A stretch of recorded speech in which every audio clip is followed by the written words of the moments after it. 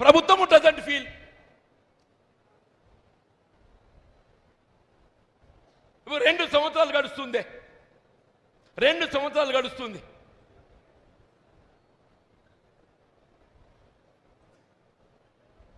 ఒక టర్మ్ అయిపోతుండే. నాకు ఆ మైపాన్ చూసినప్పుడల్లా నాకు ఆ కుటుంబం, జాబితాపూర్ కుటుంబం, I feel myself guilty. వాళ్ళు ఒక విధంగా ఏదైతుందో ఆ గంగారెడ్డి నామినేషన్ చేయించలేకపోవడం లోపల నా వైఫల్యం కూడా కారణం. ఇవాళ ఆయన ప్రాణం, నేను కూడా ఒక బాధ్యుని అనుకుంటే, మీరు అనుకుంటారు అనుకో నాకు తెలియదు, అడ్డుపడ్డోళ్ళు అనుకుంటారు అనుకో నాకు తెలియదు, కానీ చేయించలేకపోయినోడిని నేను బాధ్యత ఫీల్ అవుతానే. నేను ప్రభుత్వం కొనసాగు అని చెప్పంటే నన్ను ఏ విధంగా కొనసాగమంటారా? నా కార్యకర్తల హక్కులను కాపాడలేక ఆ కుటుంబం బలైపోతే మీ సంయమనం పాటించాలి. ఏ సంయమనం పాటిస్తున్నా? ఆయన సంయమనం పాటించినా. బెటర్ లేట్ దాన్ ఎవర్, ఏదో న్యాయం జరుగుద్ది అనుకున్నాను. ఇప్పుడు స్వయంగా ముఖ్యమంత్రి గారు వారు స్వయంగా ఉత్తర్వులు జారీ చేయమన్నాక కేసీ వేణుగోపాల్ గారు అష్యూరెన్స్ పక్కన పెట్టండి. ముఖ్యమంత్రి గారు స్వయంగా లక్ష్మణ్ కుమార్ గారు వారి లైవ్ ఎవిడెంట్ వారు సుముఖంగా ఏదైతుందో ఉత్తర్వులు జారీ చేయమని చెప్పినాక ముఖ్యమంత్రి గారి యొక్క మాటకే ఇవాళ ఏదైతుందో మరి విలువ లేక కార్యకర్త కిరాతంగా బలైపోతే మరి ఎక్కడ రక్షణ అని చెప్పంటుండే, ఎవరు కాపాడాలంటుండేను? పదవుల కోసం తాపత్రయం కాదు,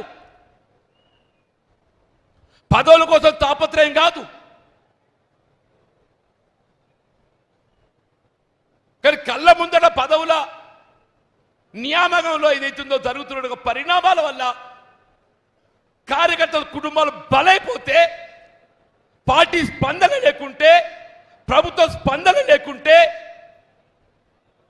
మరి ఏ విధంగా కొనసాగడం అని చెప్పండి. ఎండోమెంట్ నియామకాలు ఒక దుబ్బరాజేశ్వర స్వామి మినహా అంది. నేను స్వయంగా న్యాయవాదిని.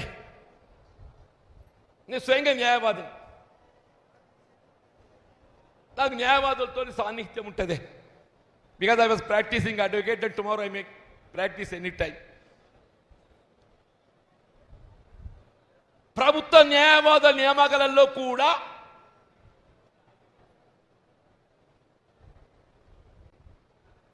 నా సలహా లేదు, నా సూచన లేదు, నా సంప్రదింపు లేదు. నో నాలెడ్జ్ ఎట్టా.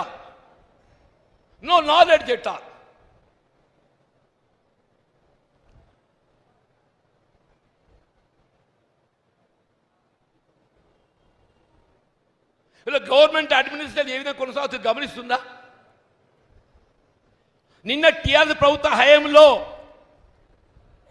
ఏ పోలీస్ అధికార యంత్రాంగం ఇదే కాంగ్రెస్ కార్యకర్తలపై నియంత్రిత పోగడలతో ఏదైతుందో ఆధిపత్యం అరాచకం చేసిన వాళ్ళని తీసుకొచ్చి మళ్ళీ వాళ్ళ జగిత్యాల పెట్టి అదే నిన్న టీఆర్ఎస్ వద్ద చుట్టమవుతాడు, కాంగ్రెస్ వద్ద కుర్చీ ఉండదు, వానికి ఎంట్రీ ఉండదు.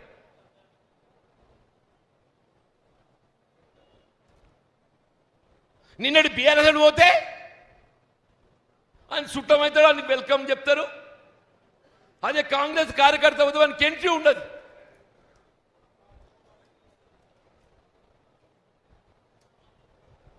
కనీసం ఈ ప్రభుత్వం మాది అనే ఫీలింగ్ ఉండాలని ఉండద్దే? ఈ ప్రభుత్వం మాది అనే ఫీలింగ్ ఉండాలని ఉండద్దు అని చెప్పంటున్నాను.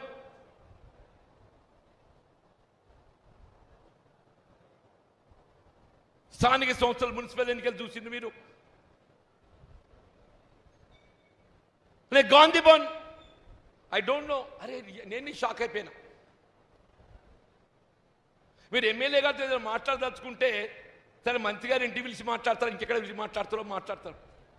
డైరెక్ట్ గాంధీ భవన్గా పిలిచి ఏదైతుందో స్థానిక సంస్థల ఎన్నికల స్ట్రాటజీ మీటింగ్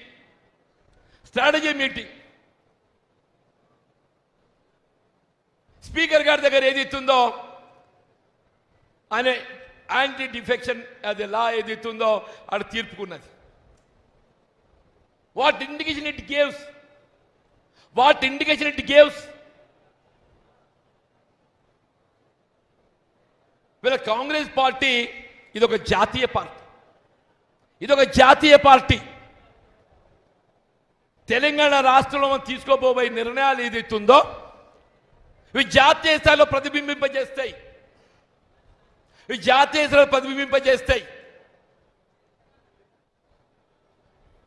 ఒకవైపు మన నాయకులు రాహుల్ గాంధీ గారు ఏదైతుందో జై బాపు, జై భీమ్, జై సంవిధాన్, 10th షెడ్యూల్, 5 న్యాయ్ నినాదంతో ముందుకు పోతుంటే నీరుగార్చే విధంగా నాకు ఆశ్చర్యం ఏంటంటే Secunderabad intellectual కాన్ఫరెన్సియా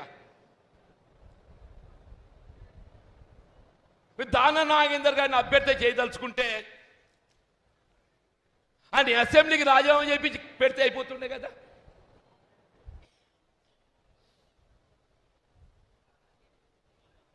the whole intelligence society was observing. ఒక ఎమ్మెల్యే ఒక రాజకీయ పార్టీ గుర్తింపుతో పోటీ చేసి ఆ గుర్తింపును రాజీనామా చేయకుండా అదే గుర్తింపుతోని కొనసాగుతూ ఇంకొక రాజకీయ పార్టీతో పోటీ చేయడం అనేది వాట్ ఇండికేషన్ ఇట్ గివ్స్? అది పార్లమెంట్ ఎన్నిక.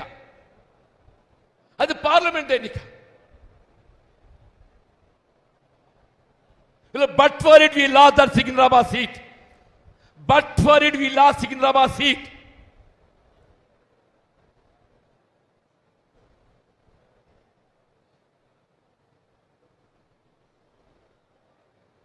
చేవలాడో రంజిత్ రెడ్డి అలా ముందు సునీతారెడ్డి పాపం అమ్మాయి మహేందర్ రెడ్డి ఆ ప్రాంతంలో అనౌన్స్ చేసిండే